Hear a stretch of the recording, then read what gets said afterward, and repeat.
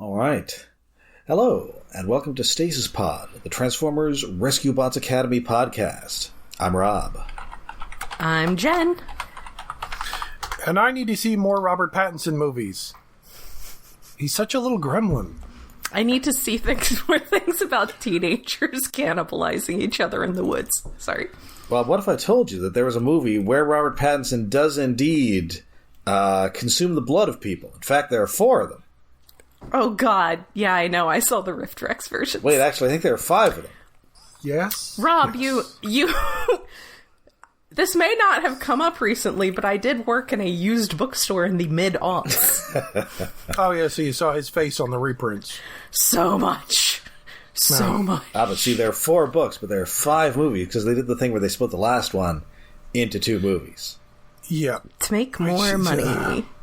Anyway, Rescue Bots Academy Rescue Bots and Academy. not Mickey 17 or Yellow Jackets. My understanding is that he's kind of a rescue bot in that movie. Except one made of meat. Actually, I guess maybe he's more of a living tough luck Chuck. Yes. Yes. Absolutely. Very much so. This is our episode by episode journey through Rescue Bots Academy. This is today we are talking about episodes 19 and 20. Starting off with episode 19, Battle of the Bots. First aired March 16th, 2019, and written by Mark Seal, the only Transformers writer who is paid entirely in buckets of fish heads. I compare you to a kiss for a rose. Baby! Last seen around these parts, writing Mission Inaudible. Okay, cool. One of the many British people who write for this show. And so weird. Sadly, this is not, as I thought, about BattleBots. You know, I would say something about it seeming kind of weird that these people coming from the British children's entertainment industry are so up on Transformers, but then I remember that if you listen to, like, a solid 75% of Transformers podcasts or YouTube videos are British people, so... It's true. Fair. Yes. For reasons that are well established historically, they have a very strong presence in the fandom, so fair. Because, which almost feels like a clerical error that they let the Marvel UK branch just do so much. Well, I guess they sold well, so. Yeah? Oh, they did. So, yeah. Anyway, BattleBots. Have I ever watched BattleBots? I watched the British version with Craig Charles. That's a Robot Wars. I absolutely wanted to do BattleBots when I was in high school, but I was kind of unattended at the time, and no one was like, "Here you go, honey, have some robot stuff."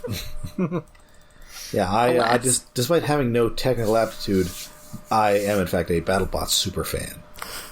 Cool. But sadly, this does not involve that. And then initially, once we got So we opened with Wedge, and he's showing off his Heroes of Cybertron trading cards. You mean the yes. those old PVC figures? Yes, well, they came with little cards, so I assume that's what these are. True, they did come with little cards. Also, clearance stickers from Hot Topic. Also that. Or are we going to have a long digression about Transformers TCGs now? I haven't played enough Magic or remember the name of the other one. Yu-Gi-Oh? I had to explain to my millennial coworker that there was a time when trading cards did not have games incorporated into them. Oh, yeah. No, there was a Transformers-specific card game where some of the cards are, like, double-sized. It's weird. I forget. Well, then there was I don't think they sell them anymore, but you can find them at conventions easily. Yeah, well, then, of course, there was the Beast Wars mutating card game. Yes. What? I did not know about that one. It wasn't sold as a CCG style. No, you just it bought, was like, just a box a of board them. game that... Oh, it just had decks. Yeah. Okay. It was like a board fun, game, but with generally. decks. Mm-hmm. You know what was not fun? Was the G1 board game, which is Basically, much like the Find Your Fate books, it was just entirely up to the whims of fate and cruel adults. You could just do all the right things and have something unlucky go wrong and lose terribly. Oh. So also like that Japanese Transformers NES game. Yes. Oh my god. That's just one of the worst games ever made. Yeah, I got a ROM of that for my analog pocket, and yeah, I can't get past like the first couple screens. Because it's beyond NES hard. It's not just a quarter muncher. Everything in that game is designed to destroy you. An attempt was made Or drive you insane. At making that game. So initially I thought, with this card game, we were going to go like full Yu-Gi-Oh! In this episode. We do not. And honestly, no. I have no patience for that nonsense. I mean, I guess thinking that was a costly mistake. Could do a fun parody of that. It could work. And go insane. I mean, I guess. I feel that genre is so ridiculous that it's beyond parody. I mean, isn't there one that's about them doing it while also riding on motorcycles? Yes. It went so far in multiple series that it is a parody of itself. That is the appeal. Is it also, though? Also, the dubs go crazy. Well, I guess. I don't know. The card game was fun. To a point. All I know is that every collectible shop I see open up that then takes on trading card games just becomes a trading card game shop. It's true. Yeah. Devoured entirely by the trading card game business. Well, I think those are the two routes you go down. You either become only trading cards or only Funko Pops. Though I was curious. Yeah, the one in Winchester is only Funko Pops, so that checks out.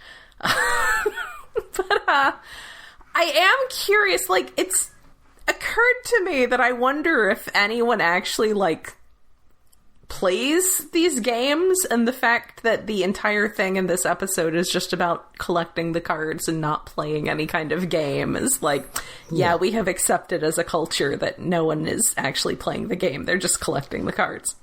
Well, people play Magic still. Yeah, people play Yu-Gi-Oh! Still, I think. I know the... But other than that, your lower tier or latecomer card games are, yes, mostly driven by collectors, not players. Although I will say that these are, since these are cards with real people on them, these are actually more like sports cards. Yes. Yeah, sort of like baseball cards. They're just, because they're called the Heroes of Cybertron. They're just laid out on the, when we see them, they look more like trading card game cards because there's a picture and like a big chunk of text versus baseball cards, which are just all text on the front. Stats underneath or all them. picture on the front. Right. Picture one side, then stats on the other. Sideburn is the fastest Transformer. I guess Blur doesn't exist in this continuity. Blur does exist. He's a rescue bot. Oh, right. It's a different Blur. Sideburn is faster. But also, that. he kind of sucks, so I guess he's not fast. Or not as fast as Sideburn, I guess. Yeah, so Sideburn had to be faster. And you got Searchlight has got, like, lights as powerful as the sun or something. There's also Metroplex and Power Glide. I do like that we get some name drops. Also, I'm curious how many of these that this is, like, their only aligned continuity presence. That's literally Sideburn. I'm guessing all of them. Yeah. Yep. Well, no, Metroplex was in the games. Oh. Well, I think this is the only appearance of Power Glide, anyway. Well, certainly. And Searchlight? Certainly the only appearance. Certainly the only appearance of Searchlight. I mean, yeah. Searchlight is a real you got the dud kind of card, although apparently it's really rare, possibly because nobody likes Searchlight. I feel like if he was a guy who was hanging around, I would like Searchlight. Yeah. He's definitely one of those characters who you can just adopt as your pet character because no one else has made anything else. Nobody else has done shit with it. He was in the comics. Well, that's pretty much all the Throttle bots. Like, they're there, but they don't get to do much, so you can just adopt them really easy. They were in a couple issues of the comics. Yeah, that's it. That's all they've done. His deal is that he's got a whole bunch of headlights, and they're very bright. And then he's also on, like, late-night surveillance, so he gets, like, weird and twitchy. Because he's out by himself too long? Yeah, that was my argument as to why I didn't want to take over the overnight shift on a regular basis at work. I was like, you could put me on the overnight shift like as a 5-day-a-week thing, and one of these days you will show up in the morning and I will be covered in blood. Will it be my blood? Will it be someone else's blood? No way to know. The overnight shift is when you go crazy. Night shift is a decent Transformer name. Oh, yeah. I mean, I guess it's close to Night Beat. Yeah, but lots of things are close to things these days. He's like your B tier Night Beat. Like, if you can't hire Night Beat, you get Night Shift. I do feel like this was, like, okay, Sideburn has gotten a new toy recently, but I feel like prior to that, that was definitely a very, very deep pull. So, big props to the people calling out these guys. So anyway, there is a night shift in Monstrosity issue 1. Ooh. So I'm never reading that. One of those weird... like he's got like a one-panel appearance. Wasn't that one of the Westface Chris Metzen ones? Yes. Okay. Oh, that was Metzen. Metzen and Flint Dilley. Yes. Right. Oh.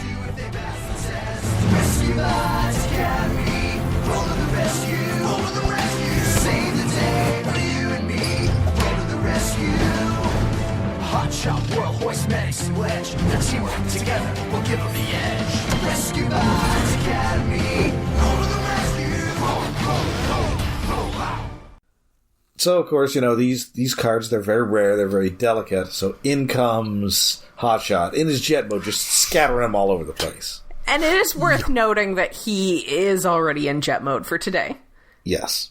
Did he wait and hold on to see what mode he might need for whatever comes for the rest of his day? No, he did not. We are 19 episodes in, and no lessons have been learned about, like, properly using that power. He is a jet indoors. Yep. He woke up this morning and chose jet. I don't know what's going on in the other room. It's very crinkly in there. No, sorry, I just had a dog thing. I'm good. I've got cats, I don't know, doing something loud in the other room, but I think they're done now. Windsor's in the hall doing that thing where he sounds like a hurt puppy for some reason. Yeah, no, they're just... so they're talking about, you know, maybe one day we'll be on cards. Ooh, aspirations.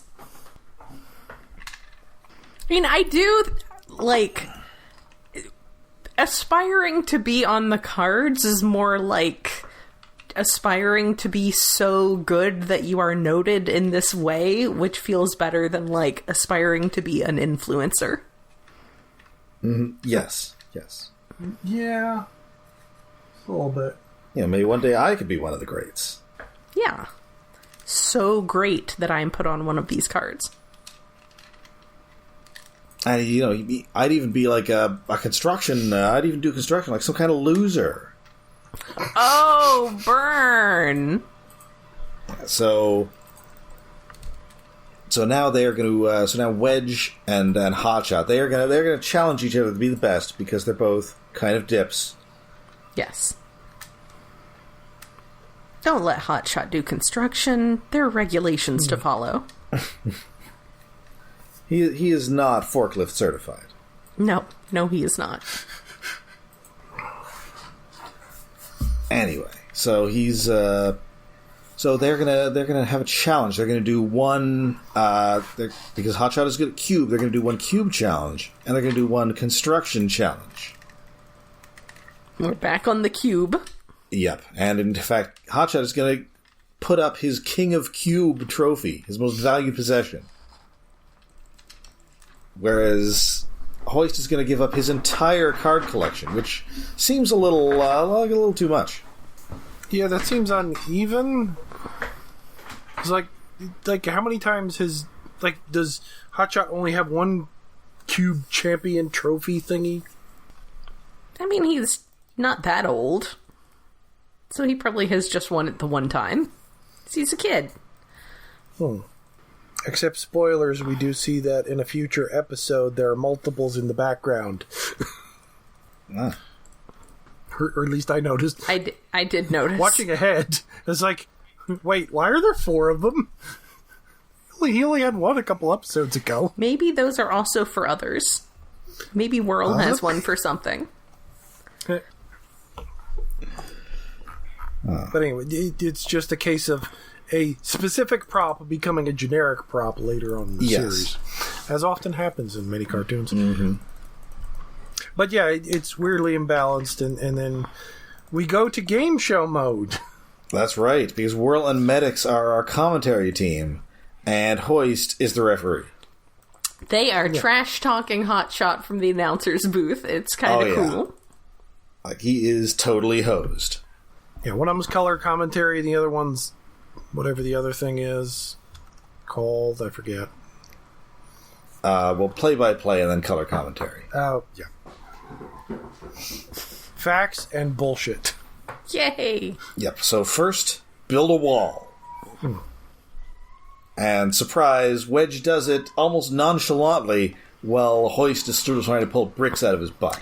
I question the ability of anyone to just toss bricks with that precision from a scoop.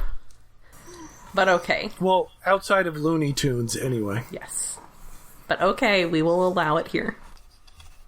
He's just that good. Uh-huh. But then he's actually able to use his brain and is able to win the second challenge, which is to dig a hole, because he does it with his water blasters. Which I mean, yes, you can push dirt around with water blaster, but it has to go somewhere. It's not gonna... Unless there's a sinkhole you found. I realized that into. Part of why Hotshot had to come in jet mode earlier is because if he could just choose a construction vehicle at this point, it would seem kind of cheap and unfair. Well, if he had that option. Yes. But he has used it up already. So somehow he can dig a hole faster with water than a shovel can, sure. Yes. And then part 3. And then yes, part 3 is Mr. Gorbachev, tear down this wall. Yes. This is demolition. That's not construction, that's the other thing. Well, also, it's surprisingly easy since they didn't use cement to cement the wall. You're just pushing the wall over in some respect. Yeah, well, as Quick Strike says, destruction's more fun than construction. Yes. Yeah. That was a little less Quick Strike and a little too much Jack Nicholson. Anyway, so Wedge clearly has the wedge edge, but then Hotshot again uses his plane mode to just turn around and uses afterburners to just wreck this wall. That I don't think using like jet engines against the Wedge in a BattleBots match is allowed. Especially since the Wedge always has an advantage in BattleBots. Listen, there's nothing in the rulebook that says you can't use jet mode. Or that a dog can't play basketball. Can't play basketball. That's right. Or baseball, or I think hockey in the sequels. Whichever sport they're doing this time. That's right. Whatever sport we're able to teach a dog to play. Well, there's nothing in the rules that says a dog can't curl. I feel like if you're going to do a construction competition, you should be having to follow like regulatory guidelines, but I guess not. Yes. Well, I guess in the Teamsters Union, dumping something in a nondescript hole is part of the job. Allegedly. Hey, I'm filling a hole here. And so now, of course, Wedge believes that he's totally hosed, because the next round is Cube, and he's not as good as actual Cube player Hotshot. Yeah.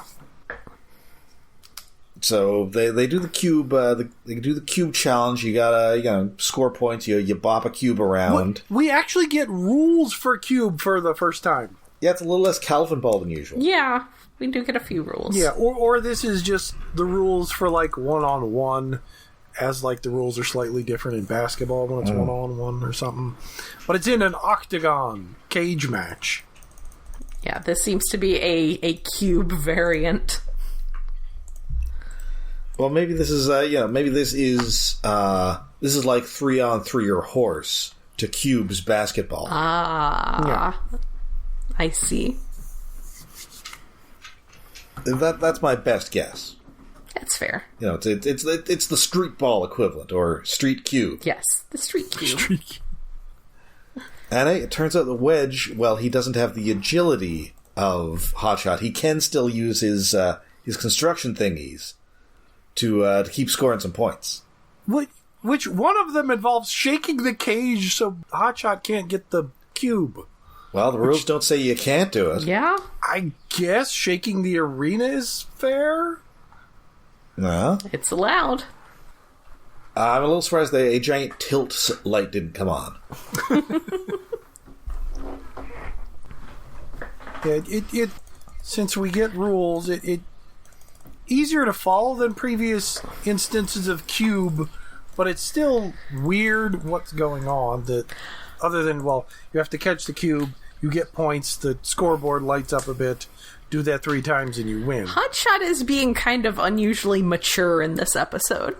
He is being very magnanimous. It's possible he's just thinking, oh, I don't want to take care of all those trading cards. Yeah, he doesn't want to have to deal with those trading cards. I gotta put him in, like, binders. Does seem part of it, because like, he seems completely out of character. Yes. By which we mean not a disaster. Yes, not an impatient disaster trying to be the best at everything without thinking through anything. Like he's actually trying to help and compliment Wedge. Well, maybe he's just feeling nice today. Yes. Well, everybody, it turns out, is feeling nice because Wedge wins. He catches the cube in his scoop, and so the event is declared a tie. Which, this is a real structural problem. You should have had a third thing. Yeah, you should have had what happens with the tiebreaker. That's why they never have a best of 2 series in sports. Like, you do one thing one's good at, one thing the other's good at, and then one thing maybe they're both bad at. Like, I don't know, macrame. Yeah. Or, basket weaving. Well, nobody's thinking that hard on here. Or remaining silent in their cases. No, they are not. Keeping your mouth shut. Yeah, so Wedge keeps his cards, Hotshot keeps his trophy, and Hoist, because he's the best boy, he has made custom trading cards of Wedge and Hotshot. Aww. Oh, yeah, I guess he must have done that before the competition because he's been the referee wearing a cute little shirt with stripes. I mean, he's a big guy. He's got like a little printer in there, or his own little laminating machine. It kind of just looks like he took pictures of them and slapped them on pre-existing cards. This is also possible. And taped them on. There is some tape involved. Does anyone here have any card collecting experience? Vaguely, yes. Man. No, when I was in high school, I just had too many acquaintances who were from households with too much money. So I never got into any of the card game stuff because I was dealing with people who just went out and bought all the best cards. I have a large collection of old Yu-Gi-Oh cards, and I've started to get some Magic cards because of the Transformers cards. I just haven't really gotten too into it. But also there, proxy cards. You can have cards in the place of expensive cards, at least in some games that are allowed to do that. So yeah, you can print and make wacky cards online.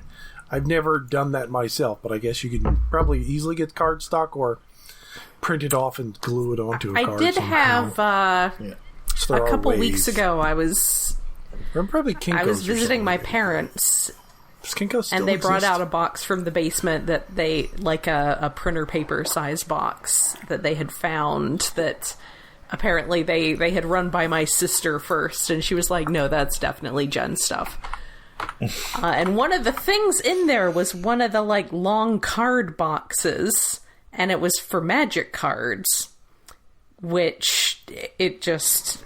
was something that, like, I probably got on clearance at a bookshop I used to work at. And I was like, oh my god, if these are actual Magic cards from, like, 1997, this is gonna pay for some home maintenance projects here. Ooh.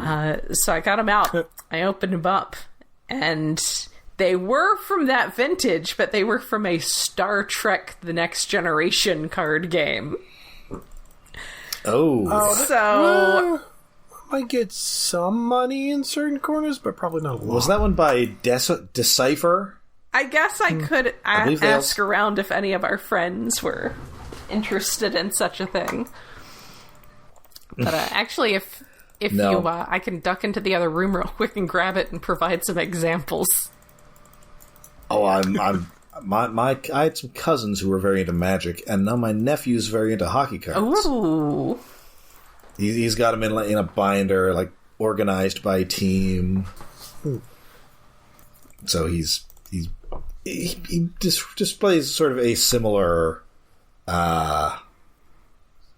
attitude to Wedge with his cards here, because, you know, there's special ones where they've got like a tiny little square of a player's jersey embedded in them. Oh, those things. Yeah, or they've got like a hologram. My millennial coworker brought in some Magic cards to show off to the other millennials at work, and I was like, "Yep, that's some Pokemon cards, all right."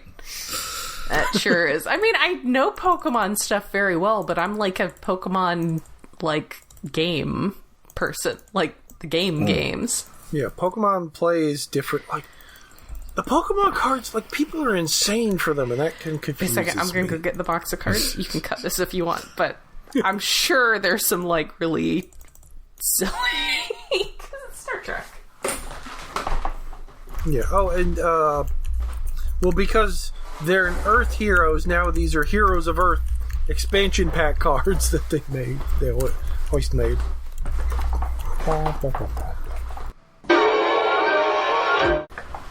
All right, so that brings us to our next surprise episode. Oh, hey, and there's also a deck from some vampire, like, White Wolf games.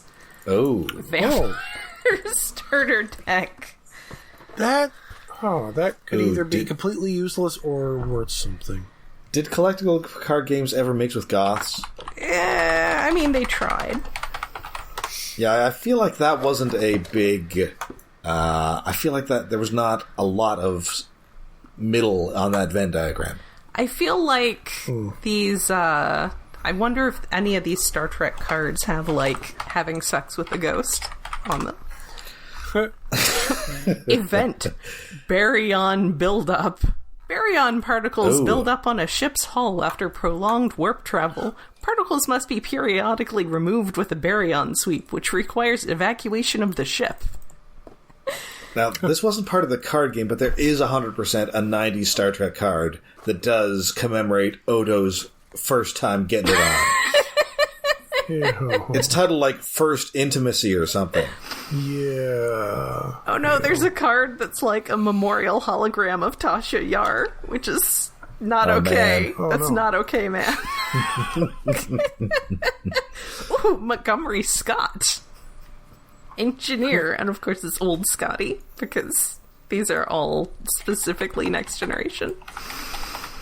Anyway, I'm sure this is a lot of fun for, like, people on Mastodon who are hardcore Star Trek Next Generation people. Cardassian trap. Anyway, sorry. That's my favorite style of Cardassian music.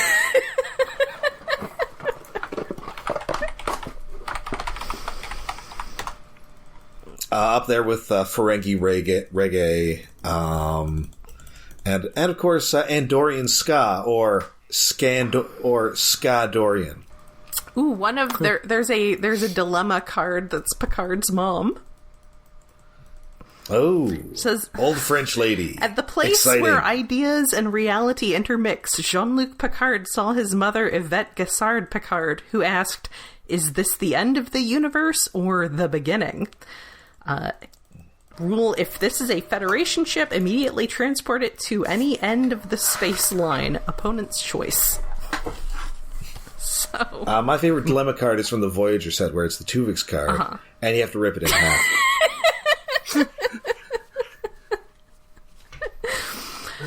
poor Tuvix. Anyway, so our next episode may surprise you because it's Medix Surprise. Oh no, surprise!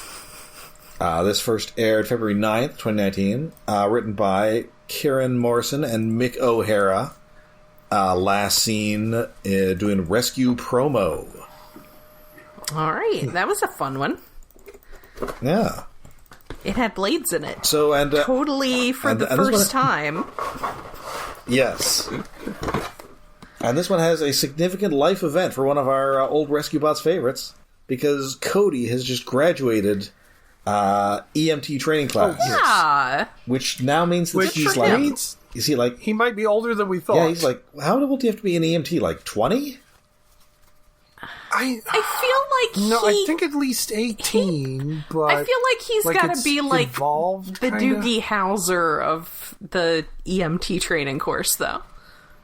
Maybe, Like, I feel like they're going to let him in a little early, because, experience. I mean, years of experience. Yes.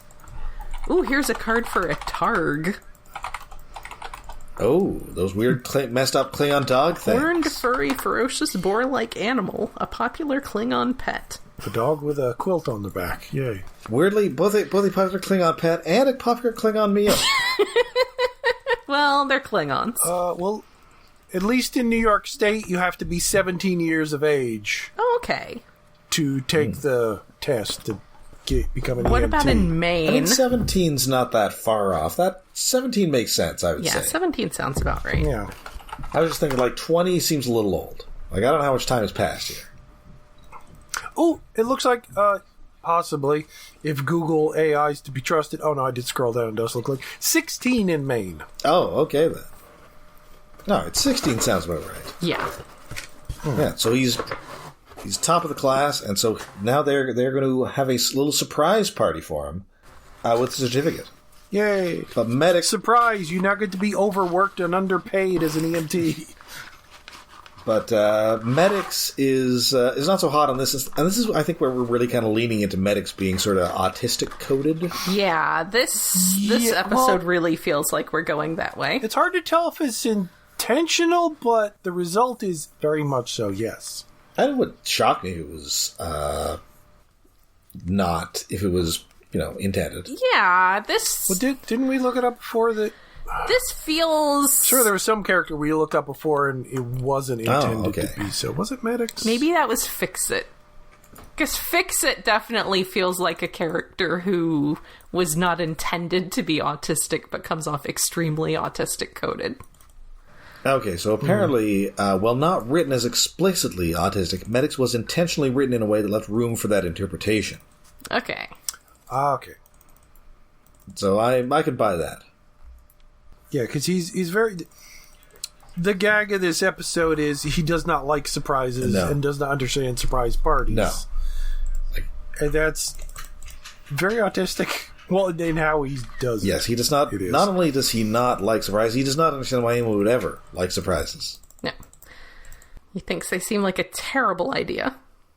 So Heatwave is all like, okay, then you get Cody and you bring him in here. So you don't have to actually really participate in the surprise except passively. And of course, Hotshot wants indoor fireworks. And Heatwave tells him no indoor fireworks. So Medix gets him into Heatwave's office, but he seems to have totally forgotten the whole surprise thing. Well, he just doesn't understand the surprise thing because they had the lights out, turn the lights on, yell surprise, and your normal surprise party stuff. And Medix freaks out and foam-gasms everyone with emergency foam. Thinking it's an emergency, but no, it's just a surprise. And of course, as we all know from the Ultimate Doom, that is of course deadly to Transformers. It was just debilitating. Yes. So, he's sort After this, of course, the bots have the stupid... Or wait, what? Does something happen before Hotshot comes up with the stupid idea? Well, they congratulate Cody, and then they try and Oh, and Medix just storms off because he does not understand what is up with any of them. So they are going to try and show him that surprises are good by surprising him with things he likes. Yeah.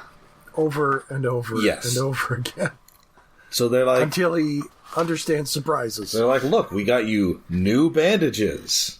I really like Medix's fascination with bandages because I think it is mentioned either here or in, like, the next episode or two that, like, they don't need bandages. That bandages are just something that's for humans. So it's just like he got to Earth and found this thing that was related to, his area of study that he's just especially fond of, even though it's like completely alien to his experiences before getting there. And he just has shelves full. Well, he's going to have shelves full for they probably rescue. Occasionally need bandages for rescues, but like he has so many, and they bring him more. It's important to have the right kind. So he just his shelves are already full of stuff, and so everything just ends up spilling out of there. It's all over the floor, and this is really messing with his I'm trying to think of the word neurodivergence. Neurodivergence. That's it. He is not liking any of this. Yes, and then he's got to clean up the leaves outside, but then everybody else has already done it for him. But now that is totally thrown off his schedule. Yes. Yeah, I think it's at this point that he says, "Your surprise has ruined my schedule." Hey, that's good. Because he scheduled like 38 minutes and 30 seconds of leaf raking, but it's already done, so the schedule is out of whack. I'm pretty sure this is what created Clock King on that Batman cartoon. Yeah. Kind of, yes. He did worse than that. He made me late. Anyway, so now we're watching a fascinating movie about the invention of thermometers. And then Sounds amazing. Yes, but unfortunately, so Whirl then deliberately spoils the surprise ending, which was that they were not, in fact, invented by Fahrenheit. Dun dun dun. Yes, we get a science fact. Yay! They're invented by Galileo. So everybody is feeling pretty bad because, Medix is, generally pretty, he is one of the more agreeable members of the team. And they're just driving him crazy. So now they're going to have a surprise mission. Well, after he has sworn at them, as much as he can, shouted at them that I don't want any more surprises. Please don't surprise me with any more surprises. So Hotshot immediately, one more surprise. They're not good at this. That'll fix him. And everyone else goes along with him. Yes, and unfortunately their surprise ends up in a giant field of geysers because, as noted, Griffin Rock has every possible thing on it. Yes, every geological feature you could have is on Griffin Rock somewhere. I mean, I guess if you've got a fake volcano, then you've probably got geysers. Right, yeah. Yes, because I don't think they completely shut off the fake volcano. It's still under the island. So a side effect of that is presumably started the geyser system. Well, and also we did see Old Parker, which is a noted geyser on Griffin Rock way back in, I think, a very early episode. Yeah, that is weird, too. Unless the artificial volcano is tapping into an actual volcano under the island, which, again, is very weird for Maine. Yes. Unless it's energon-powered or something. Well, no, they made it. Which wouldn't surprise me. So they end up losing Tough Luck Chuck in these geysers, and he just keeps popping out of random geysers. Like a whack-a-mole. Yes. Or whack-a-chuck. Yes. So they just start using rocks to plug them up so that eventually he will come out of one. Although they run out of rocks, and Hotshot is forced to block one with his own butt. Which, I guess it... the hot water and minerals wouldn't immediately melt a Cybertronian hide, but That's kind of what the geysers do. They dissolve. Oh, shit. well, I read about, like, one of the guys who, like, some tourist who didn't obey the warning signs in Yellowstone. Boiled alive? No, melted. Ooh. Yeah. They found, I think, like, his skull, and maybe that was it. Yeah, there's We're talking serious stuff in there. hundreds. You do not want to mess with that. 1,000 degrees, hot water. And there's, like, Well, I think this was sulfur and stuff. Yeah, Yeah. this was, I think, the sulfur specifically, where certainly people have also been boiled alive. Yeah, don't mess with geysers. No. Do not crawl into the flesh pit and become one with it. And, of course, I'm just thinking about that Simpsons episode in which, it's ironic because, for once, Dead's butt prevented the escape of a deadly gas.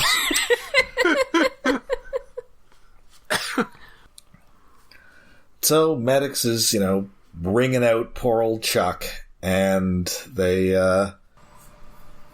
promise that they're going to stop surprising him because he extremely does not like it. No. But then, hey, surprise, Medix has new medical kits. And he put little bows on them. Yes. Yes. Well, it's not so much a surprise. It's like a new thing they were getting anyway that he just gives them then. Surprise. And that is the episode, fun couple of episodes. I'm finding Medix very endearing. Yes. Because he really isn't a character that we've really had before. We've had guys who are vaguely autistic coded. I do appreciate that we eventually got to the lesson of please just leave your autistic friend alone. Yeah. Right. Like, we've had, like, sort of, nerdy science guys, but they're just nerdy science guys. You're perceptors and the like. Whereas, Some guys with quirks in the past, but never quite to this degree. right. And obviously you've got Warpath, who has severe Tourette's. Yes. And also a severe turret. It's true. It's true. His turrets. Oh my god, was that the pun all along? I Budinsky. don't know if it was. I don't know if people really knew Tourette syndrome so much. I know it was. People were aware of it. I don't know if the general public was. I think it was kind of a little bit of a thing at the time. Okay. Yeah, in the 80s, we sort of were learning about it. If it is amazing pun, it took me decades to realize. It's true. And we were all shitty enough people to think it was a funny joke. Also true. But yeah, Medix has he might be my favorite character. He's definitely Just sort of unlike growing on me here. other characters you've seen before. I like the novelty. Yeah. Yeah, well, because you have the two idiots that are competing against each other. You have the soft boy hoist who's entertaining. You have worldly, overly excited one, and Medix is the autistic, down-to-earth one who's game for being an announcer in a sports competition. He's fun. Yeah, he's a good boy. Yes. Unlike Hot Shot and Wedge, who I still mostly want to strangle last episode aside. They're the worst boys. Yes. Like, maybe apart from each other, they might be okay, or at least Wedge might be. Yeah. But Together, Hotshot brings out the worst in Wedge, and Hotshot's already pretty terrible, so Wedge makes him even worse. Yes. But Battle of the Bots, they're out of character. This is true. Every dog has his day. He's having, maybe Wedge was having a bad day, and Hotshot felt bad picking on him and decided he would help. That is kind of what the episode was, yeah. Decent episodes. Yes. All right, so that does it for us for this week. We'll be back with more exciting Rescue Bots Academy action next week. Until then, we are all over the internet. We are on Twitter. We are on Facebook. We are on Mastodon and Blue Sky. And we have a Patreon. Yes, we are hosted on iaconunderground.net, where David and I are kind of making a pretty good effort at getting back to a bi-weekly schedule on our news podcast, Iacon Underground Radio. We have a Patreon set up to help with hosting and other expenses at patreon.com/iaconunderground. For as little as $1 a month, you can get access to our special monthly episodes where we do something fun, sometimes tying into other things going on, sometimes just a fun thing off of our to-do list. For March, we decided to commemorate the new season of the Daredevil show on Disney Plus by watching a couple episodes of 90s Spider-Man that have Daredevil and Kingpin. So that is always a good time. For April, we are talking about maybe going back to 1989 Japan for another episode of Transformers Victory to commemorate the new HasLab I mean, nobody thought it wasn't going to fund, but funding successfully by watching that one episode that Death Cobra was in. Yeah. So that is, again, patreon.com/iaconunderground, as little as $1 a month to listen to all of our super fun monthly specials. We're up to getting close to 100 of them. Yeah, I think around 96 or 7. Egads. Yeah. What will we do for our landmark 100th episode? Dune 1984. Maybe. We'll see. It's long, but it's so worth it. There's a 4K version of it out now that I it's on my wish list. I need to get a hold of that. I mean, I will do my best. It's hard for me to get through the opening as I'm mesmerized by the ethereal beauty of a 1983 Virginia Madsen. Yeah, it's good stuff. It's good stuff. I'm mesmerized by... Who narrates the beginning, and then also it starts to fade out, and then remembers that she has a second thing to add. Look, David Lynch does not care what you think. He is going to do what he wants to do. He is not at any point going to think, no, that would be dumb. What if we all watch a different version of Dune and then try to make sense of what the book might have been like? Well, I have read the book. I have also read the book. A couple of years ago when I spent part of COVID deciding to become a person with opinions about Dune. But I could use an excuse to watch Jodorowsky's Dune again. But I will be too busy being distracted by Sting's winged codpiece. Yeah. And I will be too busy wondering what is with that weird poison cat machine. What's the deal with the cat? They milk the cat that has a rat strapped to the cat to get milk for the mentat. Why did he swallow a fly? I don't know. It's not in the book. There's nothing like that in the book. No. Also not in the book, Brad Doer of Cybertron. Well, you see, at one point, one mentat is described as having, quote, bushy eyebrows. Is not described as having ferrets taped to his forehead. Not described as bushy eyebrows. I'm thinking like... Yeah. I'm thinking like Peter Gallagher. Yeah, they're not described as being bushy outside of, like, human norms. But, man, he went with that. I mean, it's very much of a piece of the sort of grotesques that you would see in, like, Eraserhead. Yeah. Actually, it's kind of like Jack Nance in Eraserhead if his hair was coming out of the eyebrows. But, I mean, I know that is a pretty big ask, but that would be my suggestion. That might have to be a 2-part episode, because... Yes? So much. Yeah, so, well, before we wage a Butlerian jihad on each other to decide what we're going to do for our 100th Patreon episode, we will be back next week with more Rescue Bots action as we find ourselves all at sea and... all washed up. Ooh. Until then, I'm Rob. I'm Jen.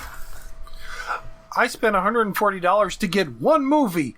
The Black Tavern is so good. Yeah, Oh my god, you guys. I would do Your that. favorite Kung Fu movie. Well, okay, technically it's a box set of 11 Shaw Brothers movies, but I just wanted that one. The other one's just bonus. And I'm David. Okay.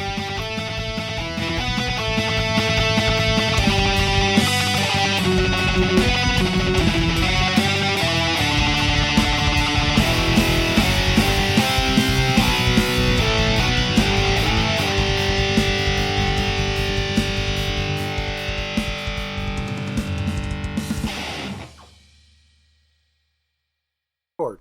All Okay. right. I'm squiggling. Squiggles are squiggling. So ramblers, let's get rambling. You see, there's someone tried to kill Shauna. No, sorry. The She-Devil? No, that's Shauna. I always thought it was Shanna. Shanna, yeah. I guess that's Shanna. Shauna the She-Devil is her like low rent equivalent.